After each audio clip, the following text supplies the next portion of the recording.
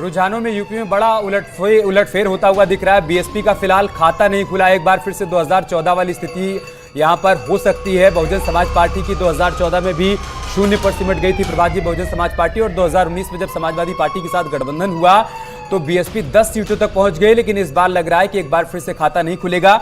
मनीष सिंह जी, इसी पर मैं आपसे रिएक्शन लूंगा। एक तो जो बात अभी मनीष शुक्ला जी कह रहे थे कि देखिए परिवारवाद का मुद्दा हम पहले भी उठा रहे थे, अभी भी उठा रहे हैं और आगे भी उठाते रहेंगे। वो अलग बात है कि आपने परिवार से जिनको भी चुनावी मैदान में उतारा वो सभी लोग आगे चल रहे हैं, लेकिन ये मुद्दा है और इसको हम छोड़ने वाले नहीं हैं।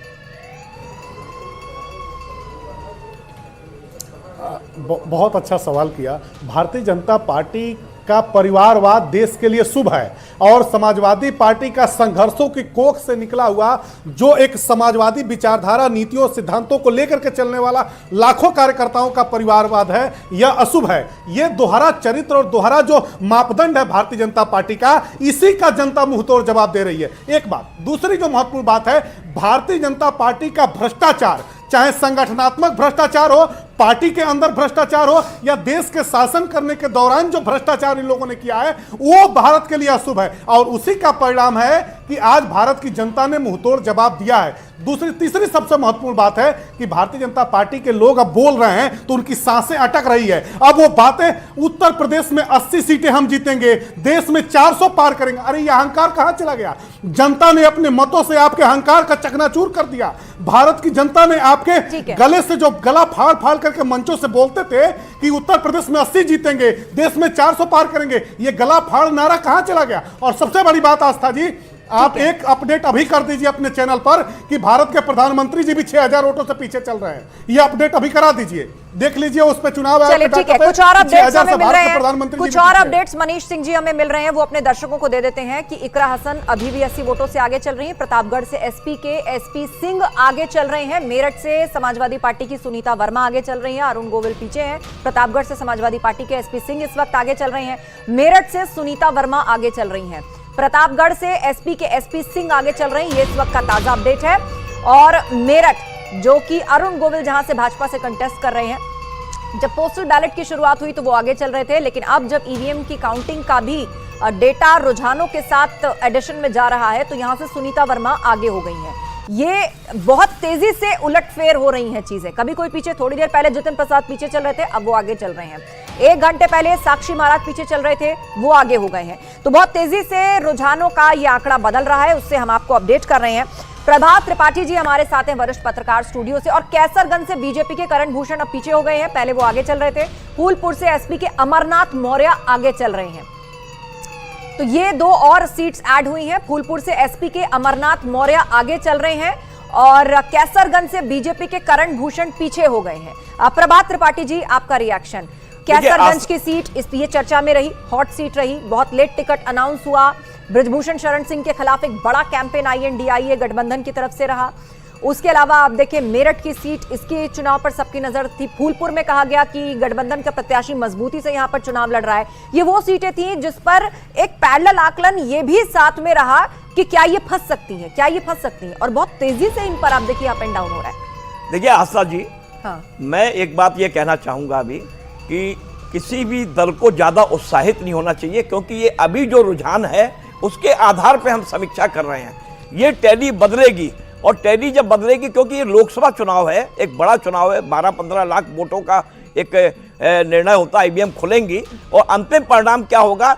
लेकिन मेरा ये मोटा मानना है अभी की समीक्षा के आधार पे कि भारतीय जनता पार्टी जिसने जो 80 का नारा दिया था, उसमें वो जो अगर 50 सीटों या 55 सीट या 60 भी ले जाएंगे तो कहीं ना कहीं जो 20 सीट या 25 शायद स्थिति वो भी नहीं होगी। प्रभात जी, जब आप अपनी बात बोल रहे थे इसी दौरान आप देखिए कि टैली बहुत तेजी से बदली है। 40 और 39, मतलब इंडिया ब्लॉक उत्तर प्रदेश में 39 सीटों पर आगे है और 40 पर इस वक्त एनडीए आगे, मतलब 1 सीट का अंतर रह गया है, वरना रुझानों में करीब 50-50 पर आगे हैं। नहीं, यही देखिए अमित जी, मैं यही कह रहा हूं कि अगर विपक्ष ने, समाजवादी पार्टी जो पिछले 2 लोकसभा चुनाव से 5 से 6वीं सीट अपनी नहीं कर पा रही थी, अगर उसने उत्तर प्रदेश के अंदर 20-25 सीटें अपनी ले जाने में कामयाबी हासिल की, तो कहीं ना कहीं जो मुद्दे थे, जो अखिलेश यादव ने मुद्दे उठाए थे जनता के बीच में, और वो जैसे कि अभी आपने पेपर लीक का बहुत बड़ा मामला है उत्तर प्रदेश के अंदर, शिक्षक भर्ती का बहुत बड़ा मामला है, तो जो ये लोग मुद्दे उठा रहे थे, और फिर मैं एक बार कहूंगा, अपनी बात पे मैं कायम हूं कि प्रत्याशियों का चयन जिस तरीके से भारतीय जनता पार्टी एक चाणक्य के रूप में जो दिल्ली में लोग काम करते हैं, उन्होंने इस बार जातिगत आधार पे जो टिकट का डिस्ट्रीब्यूशन किया, मेरे हिसाब से जब इसकी समीक्षा होगी मैं इस पे कायम हूं कि भारतीय जनता पार्टी को जो भी डेंट लगेगा वो प्रत्याशियों के चयन की वजह से लगेगा, क्योंकि जनता नाराज। इसी बीच बहुत बड़ी खबर मार्केट से आ रही है, सेंसेक्स औंधे मुंह गिरा है, 2300 अंकों की गिरावट दर्ज की गई है। एग्जिट पोल के बाद तकरीबन 2500 तक मार्केट ऊपर गया था, लेकिन अभी आप देखिए 2300 पॉइंट मार्केट नीचे गिर गया है, 2300 पॉइंट मार्केट नीचे गिर गया है। यानी जितना ऊपर गया था उससे ज्यादा नीचे आ गया है। रुझानों के बाद, मतलब एग्जिट पोल के बाद जो एकदम से हाइक हुई, अभी तक जो रुझान आए हैं उसमें किस तरह से मार्केट पर असर पड़ा है, ये भी एक चर्चा का विषय रहा प्रभात जी, क्योंकि जब मंचों से कह दिया गया नेताओं द्वारा कि आप देख लीजिएगा कि जिस दिन रिजल्ट आएगा उस दिन सेंसेक्स कहां पहुंचेगा, तो ये भी चर्चाओं में रहा। देखिए, ये सब चीजें जो सेंसेक्स ऊपर जा रहा है, ये एक स्थायी सरकार जब बनने की संभावना होती है तो वही होता है। तो देखिए, सरकार जो बनने के संकेत हैं वो सरकार तो बनेगी, भारतीय जनता पार्टी की या मोदी की सरकार बनेगी, उसमें लेकिन यहाँ अगर आपने कहा ना भारतीय जनता पार्टी की सरकार, तो यहाँ बीजेपी के जो नंबर्स हैं वो 238 के आसपास दिख रहे हैं। एनडीए हमें 290 दिख रहा है, लेकिन बीजेपी का 238, मतलब प्रभात जी मैं सीधे शब्दों में आपसे सवाल कर रहा हूं, 272 से बीजेपी का नीचे आना, इसके क्या माने? नहीं, चिंता का विषय है, लेकिन अमित जी इसको आप समझिए, अगर भारतीय जनता पार्टी अकेले 230-240 पे भी रुकती है तो कहीं ना कहीं कोई और घटक दल उनके साथ जुड़ सकते हैं। मेरा अपना मानना है कि सरकार तो वो बनाएंगे, क्योंकि कहीं इंडिया गठबंधन उसके, देखिए सबसे बड़ी जो लार्जेस्ट पार्टी होती है उसको ही सरकार बनाने के लिए राष्ट्रपति बुलाएंगे। ऐसी स्थिति में अभी जो रुझान बदलेंगे, टैली बदलेगी, और देखिए बदल भी रहा है। मेरठ से अरुण गोविल फिर से आगे हो गए, थोड़ी देर पहले वो पीछे चल रहे थे, वो आगे हो गए। नहीं, आगे देखिए आशा जी आगे पीछे चलता रहेगा, लेकिन जो मोटा मोटा आंकड़ा आ गया है कि भारतीय जनता पार्टी 50 और 60 के बीच में ठहर सकती है, लेकिन अगर इंडिया गठबंधन ने 20-25 2 लाख 3.5 लाख तक का अंतर पिछली बार रहा था, आपको लगता है at the end of the day अंतर घटेगा, कांग्रेस कामयाब रहेगी इसे? देखिए, नैनीताल की सीट को हम 3.25 लाख से हारे थे, हरिद्वार की सीट को हम लगभग 3 लाख से हारे थे, टिहरी की सीट को हम 3 लाख के आसपास हारे थे, पौड़ी की सीट को हम 3 लाख के आसपास हारे थे, और अल्मोड़ा की सीट हम 2.5 लाख से हारे थे। तो इस बार आप देखिएगा अंतर बहुत घटेगा, क्योंकि जो पढ़े लिखे लोग हैं, सभ्य लोग हैं, उन्होंने कांग्रेस को वोट दिया है, इस बात का मुझे पूरा भरोसा है। तो कांग्रेस प्रदेश अध्यक्ष करण महाराज जिनका कहना है कि नतीजे जब सेटल होंगे आज। और देखिए, बड़ी खबर इस वक्त आ रही है, रुझानों में बीएसपी का खाता नहीं खुला है, लेकिन सबसे दिलचस्प ये आंकड़ा है, रुझानों में यूपी में बड़ा उलटफेर हो गया है।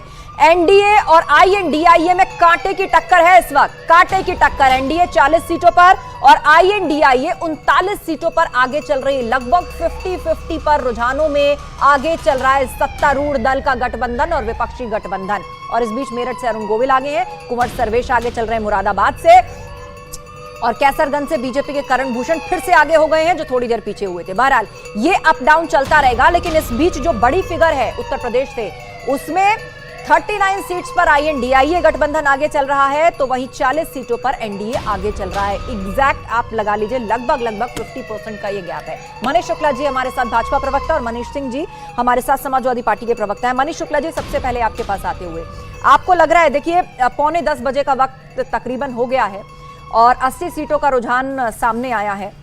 हालांकि जो कैंडिडेट थोड़ी देर पीछे हुए थे अब आगे हो गए हैं, अरुण गोविल फिर से आगे हो गए हैं, जितेंद्र प्रसाद फिर से आगे हो गए हैं। आप अब भी आशान्वित हैं कि ये जो 50 या 55 के आसपास का फिगर दिख रहा है, ये 60 के पार या 65 के पार जा पाएगा?